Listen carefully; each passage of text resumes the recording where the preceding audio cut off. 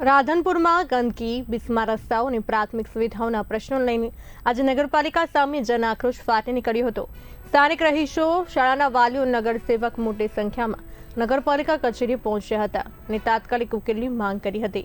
રહીશોએ આક્ષેપ કર્યો હતો કે વારંવાર રજૂઆત છતાં તંત્ર દ્વારા કોઈ નક્કર કાર્યવાહી કરવામાં આવતી નથી। 3 દિવસમાં પ્રશ્નોનો ઉકેલ નહીં આવે તો ઉગ્ર આંદોલનની ચીમકી પણ ઉચ્ચારવામાં આવી છે। મારું નામ જયા ઠાકોર છે। હું નગરપાલિકા વોર્ડ નંબર 1 ની નગરપાલિકાની સદસ્ય છું, કોંગ્રેસમાંથી। અને અત્યારે અમે અહીંયા નાગોરીવાસમાંથી તમામ બહેનો સાથે 3 સ્કૂલના બાળકો આવ્યા છે મારી સાથે।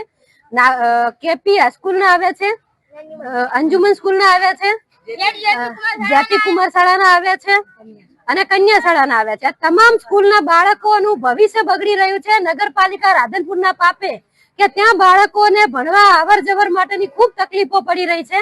એડવા માટેના ત્યાં રોડ રસ્તાઓ તૂટી ગયા છે, ગમે ત્યારે ગમે તે બાળક પડી જાય, હાથ પગ તૂટી જાય છે, કપડા ગંદા થાય છે। સાથે આ જે બહેનો આવી છે એમને ભેળસેળ વાળું પીવાનું ગટરનું પાણી આવે છે અને એ પણ રેગ્યુલર આવતું નથી। સાથે જે પાણી છે એ પાણી અમને 10 ને 15 દિવસે પાણી આવે છે અને એ પાણી માત્ર કલાક પૂરતું છોડવામાં આવે છે। ચડ્યું એ ભર્યું, ના ચડ્યું એ ના ભર્યું।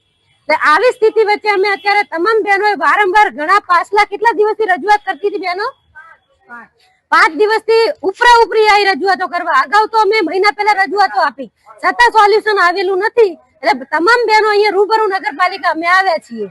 પ્રમુખશ્રીને મળ્યા તો પ્રમુખશ્રીએ શું જવાબ આપ્યો? પ્રમુખશ્રી હાજર હતા, ભાવનાબેન જોશી। પ્રમુખશ્રીને અમે મળ્યા અને એમ